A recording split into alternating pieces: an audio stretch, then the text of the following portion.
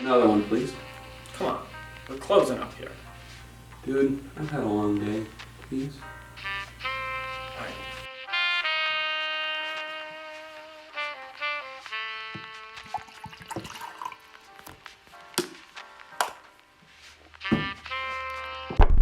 The day started out like any other. No. The day started out like any other.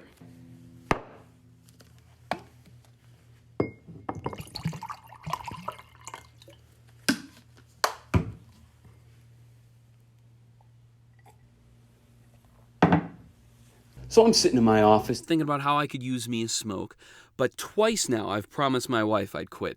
And there was no way I was going to give up that easily. Again. It's just me and my pipe until Boss Man strolls through those doors with money on his mind and a case to assign. And so I say, what do you got for me today, boss? Adulterous husband? Missing child? And he's all like, buckle up, buttercup, because it's a doozy. And I'm like, so how bad we talking? And he's like Leroy Brown bad. And I'm like, oh, so we're talking bad. Yeah. I'd consider a gang shootout with over 30 casualties bad. You mean bad?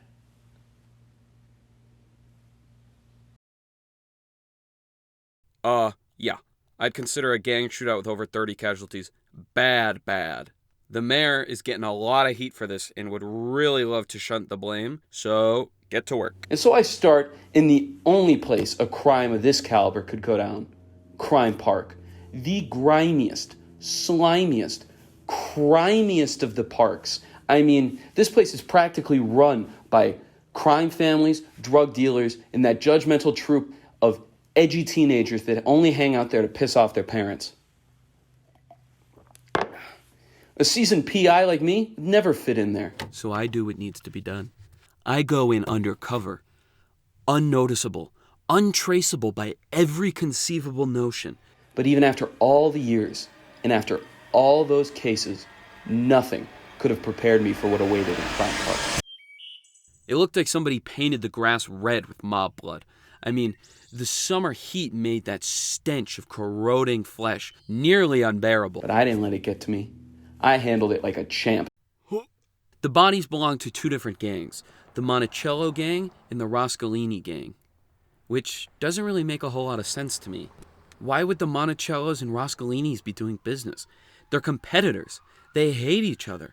I stand with these multitudes of massacred mobsters at a complete loss for leads, until one hits me smack dab in the back of the head. A soccer ball? Please don't interrupt me. Getting up, I hear, Hey, dipshit, give me my ball back! and I'm like, you talking to me? He's like, Of frickin' course I'm talking to you, you stupid-ass bitch! Look at yourself! Look at those socks! You look like you snuck out of your retirement home, stumbled through a Hot Topic clearance rack, and somehow, by the grace of God, ended up in this park with my ball! Now give it back! Did you leave your hearing aid at home? Give me my damn ball! so I start to mess with this kid. I start playing with the ball. I'm like, what do you mean? This ball? And that really pissed him off. He's all like, I'll freaking kill you, dude! Don't freaking test me! I'll freaking do it! I haven't played soccer since my time at the schoolyard. I've never really liked the person I become on the field. But this good-for-nothing shit stain needed to be schooled, put in his place, and by God did I put him there. I'll freaking stab your face! I'll freaking kill you, dude! I'll freaking... Oh!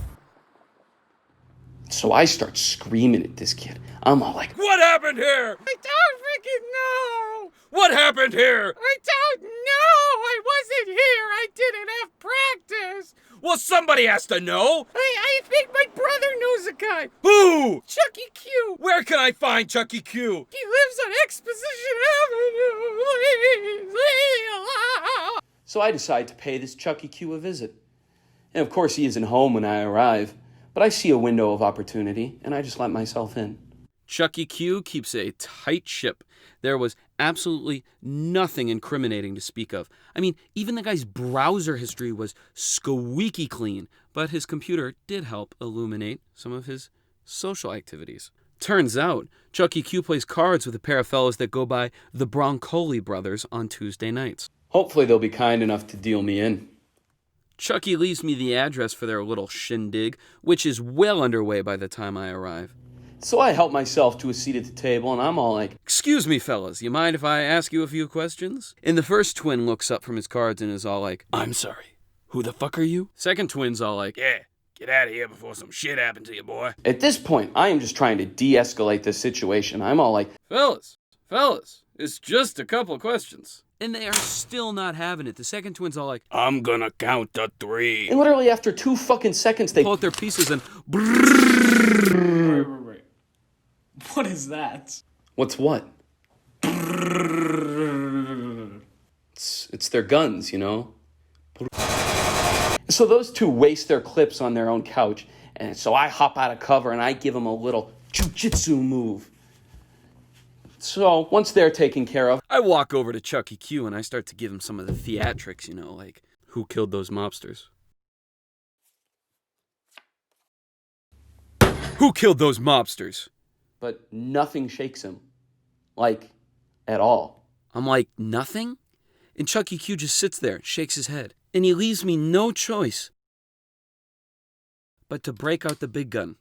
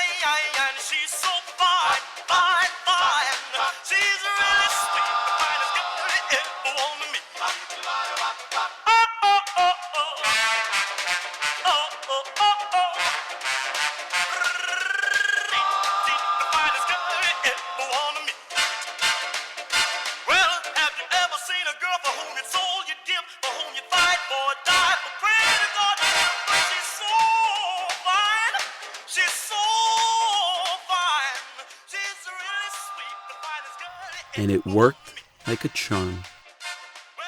And he started dancing with you? He sure did. My father liked to say that some songs were so good, with a rhythm and melody so infectious, that it's impossible not to dance. Jackie Wilson can sing a little bit, huh? You're damn right. So what? You and this Chucky Q are buddies now? Kinda. We're grabbing coffee on Thursday. I'm not sure how to break the broken window to him. So is that it? Can I go home now? Not quite yet. You know, Chucky and I got to talking about his profession, and, you know, he likes gun running. It's not much, but it's honest work. His words, not mine. But he likes it most of the time, except for when he gets a call from one guy. I mean, this guy is crazy. I mean, Chucky fears for his life every time this guy calls him up. Like, he says that this guy is so crazy, he's willing to stage a fake deal between the two most hateful gangs in town with the hopes that they'd wipe each other out, leaving the gun market for the taking. Said he calls himself the Barkeep, runs a little dingy gin joint as a cover. So what are you gonna do now, Mr. Private Eye? Well, if you'd asked me that a few hours ago, your next words would be under oath in front of a judge. But after the day I've had, right now, I'm just going to finish my drink. Well, cheers to that.